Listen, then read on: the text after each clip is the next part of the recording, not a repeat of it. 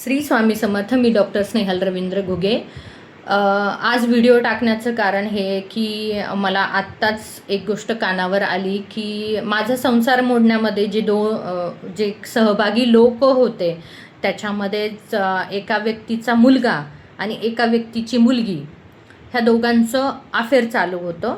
Affair चालू आहे, खूप वर्षांपासून अफेअर चालू होतं. त्या मुलीचं आणि मुलाचं एकमेकावर खूप प्रेम होतं. तर त्या मुलीच्या वडिलांनी त्या मुलाला मुलगी दिली नाही आणि दुसरीकडं लग्न जमवलं. तर त्या मुलाने ते पहिलं लग्न पण मोडलं त्या मुलीचं, म्हणजे लग्न होण्याच्या आधीच त्याने मोडलं, कारण त्याचं खूप प्रेम होतं तिच्यावरती. तर कुठेतरी मुलीला नातेवाईकाकडे पाठवलं. मुलगा पळून गेला, कारण की त्याला आय थिंक घरचे लोक पण ओरडायला लागले, त्याला मारहाण पण झाली असेल. खूप प्रयत्न केले पण मुलीचा वडील काही ऐकत नाही आहे. त्याच्यामुळे आता त्या मुलीच्या वडिलाने पुन्हा अंधारात लोकांना समजू नये म्हणून अंधारातून पुन्हा त्या मुलीचा कुंकुटिळा केला आहे आणि काही दिवसातच त्या मुलीचं लग्न त्या दुसऱ्या मुलासोबत होणार आहे. आणि ज्या मुलाचं तिच्यावर प्रेम आहे त्या मुलाला कुठेतरी जोर जबरदस्ती करून शांत बसवण्यात आलेलं आहे, त्याचं प्रेम असताना पण ह्याच्यामध्ये काय होतं ना की तुम्ही ज्यांच्या प्रेम आहे एकमेकावर त्यांचं लग्न होऊन देत नाहीत आणि त्याच्यामुळे ना तुम्ही तुमच्या मुलीचं दुसऱ्या मुलासोबत लग्न करून देतात, त्या बिचाऱ्याची काहीही चूक नसताना त्याला पुढे जाऊन सगळ्या गोष्टींचा त्रास होतो आणि लग्न झाल्यानंतर हे सगळ्या गोष्टी त्याच्या समोर आल्यानंतर त्याच्यावर कुठेतरी अन्याय होतो, जसा अन्याय माझ्यावर झाला. कारण की माझ्या पण नवऱ्याचं अफेअर होतं.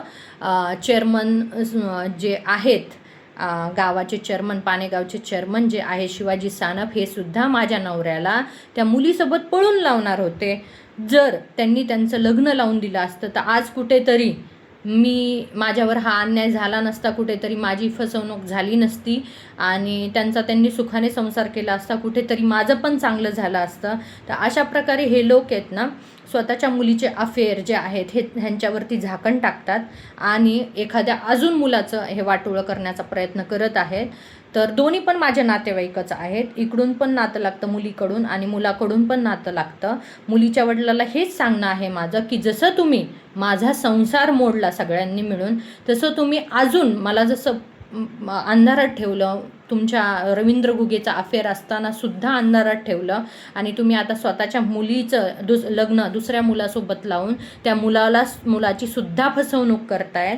तर मी तुम्हाला हेच सांगू इच्छिते की मी जसा माझ्यावर तुम्ही अन्याय केला, मला अंधारात ठेवून माझी फसवणूक केली, तसं मी त्या मुलाची फसवणूक होऊन देणार नाही. आणि तुम्हाला एवढंच विनंती आहे की त्या मुलाचं तुम्ही वाटोळं करू नका. त्या बिचाऱ्याची काहीही चूक नाही. त्याला अंधारात ठेवून तुम्ही तुमच्या मुलीच्या अफेअरवरती झाकण टाकून तुम्ही हे लग्न करत आहेत. आणि माझ्या नवऱ्याचं ज्या मुलीसोबत अफेअर होतं त्या मुलीचा नवरासुद्धा मला इंस्टाग्रामवर फॉलो करतो, तो माझे सगळे व्हिडिओ बघतो. पण त्या बिचाऱ्याला हे माहीत नाही की त्यालासुद्धा अंधारात ठेवून त्याचीसुद्धा कुठेतरी अंधारात फसवणूक केलेली आहे. तर अशा प्रकारे हे जे लोक आहेत माझ्या नवऱ्याच्या नात्यामधले, हे लोक असेच लोकांना फसवतात. अजून खूप सारे उदाहरणं आहेत पण कुठेतरी आपल्याला कुणाचं नाव घेता येत नाही. आणि काही ज्या गोष्टी आहेत त्या एक प्रतिष्ठित व्यक्ती म्हणून, एक संस्कारी घराची मुलगी म्हणून मला ह्या सगळ्या गोष्टी तुमच्यासमोर आणता येत नाही आहेत विथ प्रूफ. पण खरंच जो अन्याय माझ्यावर झाला आहे तो मी त्या मुलासोबत होऊन देणार नाही.